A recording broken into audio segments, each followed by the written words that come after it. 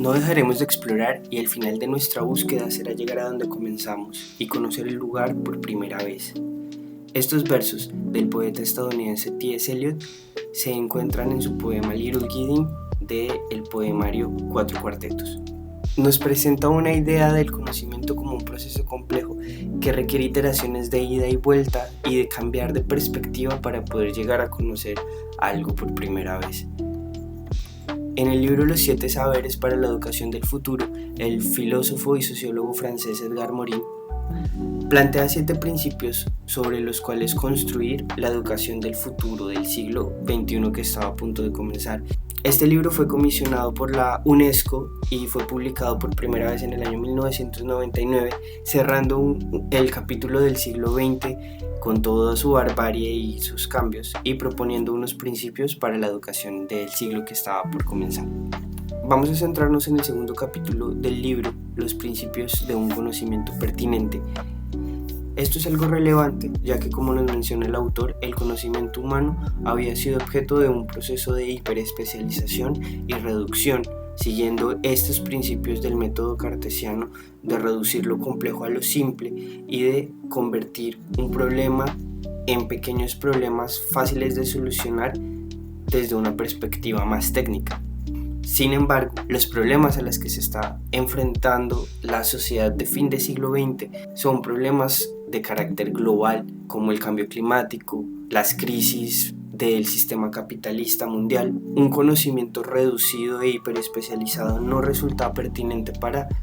resolver problemas de estas características globales. Por eso, para Morin, el conocimiento realmente pertinente debe hacer visibles 4 factores: el contexto, lo global, lo multidimensional y lo complejo. Y es que no es lo mismo encontrarnos con la palabra amor y entender este término si lo leemos en un texto religioso a que si lo leemos en una novela romántica. El autor nos pone este ejemplo para demostrar cómo un conocimiento, por más sólido que sea, puede resultar errado si no tenemos en cuenta el contexto en el que interactúa. Y esto está íntimamente ligado al concepto de lo global. Acá ya no estamos hablando solo de un conocimiento en su contexto, sino que debemos entender al objeto como parte integral de un sistema global más grande que él, un todo que lo contiene, y nos habla de las interacciones que tiene esta componente del sistema con las demás partes del sistema. Podemos pensar, por ejemplo, en la manera como se nos ha enseñado el sistema respiratorio humano como un sistema compuesto por partes ubicadas dentro de nuestro cuerpo, como lo son los pulmones, los alvéolos y los conductos que nos conectan con el exterior. Esta idea ya había sido abordada por Pascal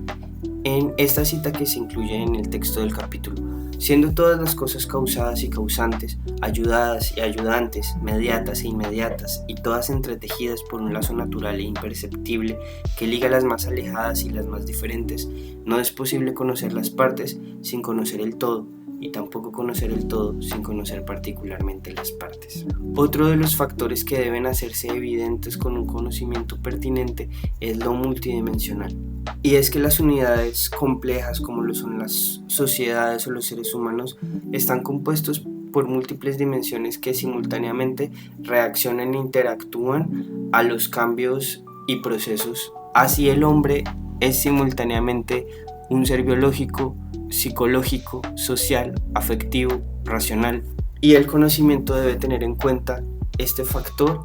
a la hora de plantearse. Por último, tenemos que tener en cuenta el factor de lo complejo, que se nos presenta como el tejido interdependiente de diferentes dimensiones interactuando entre sí, como nos muestra la etimología de la palabra complexus, que significa que está tejido junto.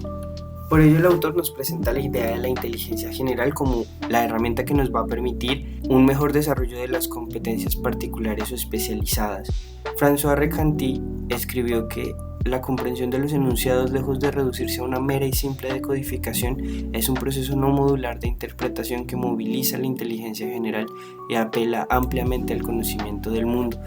Por ello, el autor nos invita a combatir la antinomía. A pesar de los grandes avances que ha tenido la hiperespecialización,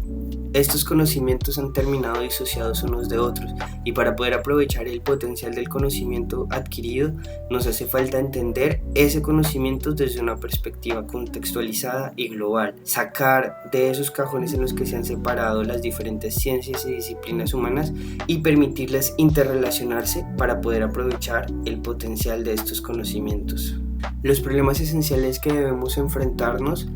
son, en primer lugar, la disyunción y especialización cerrada, porque parcela el conocimiento global y disuelve el conocimiento esencial, impidiéndonos entender lo complejo. Y para eso nos pone el ejemplo de la economía, que a pesar de que es una ciencia que mezcla las humanidades con las matemáticas, ha terminado centrándose meramente en lo computable, en lo positivo, lo que se puede sumar y restar, dejando de lado muchas veces las interacciones humanas y los procesos complejos psicológicos que tienen las personas o el impacto que pueden tener decisiones económicas en la vida de las personas, haciendo que llegue a ser incluso inútil el conocimiento económico porque no puede prever los resultados de las decisiones que se toman cuando se hace desde una perspectiva meramente matemática. Y en esta misma línea de pensamiento, la reducción que se ha hecho de lo complejo a lo simple ha tenido como consecuencia que se ha invisibilizado lo que es transversal a diferentes disciplinas, y muchos grandes problemas de la humanidad son imposibles de enfrentar desde una perspectiva reduccionista, ya que involucran procesos transversales a otras áreas del conocimiento humano. Por último, el autor nos hace reflexionar sobre la falsa racionalidad con la que sentimos que estamos enfrentando los problemas, ya que hemos abstraído tanto el conocimiento y lo hemos puesto en cajas tan separadas que hemos terminado subordinados a un pensamiento de racionalización abstracta y unidimensional que no puede ser una verdadera racionalidad porque invisibiliza aquello que no puede cuantificar. Un ejemplo de esto lo podemos ver en la manera como se han enfrentado los problemas de abastecimiento de alimento usando el monocultivo con el fin de optimizar las toneladas de alimento que se recoge,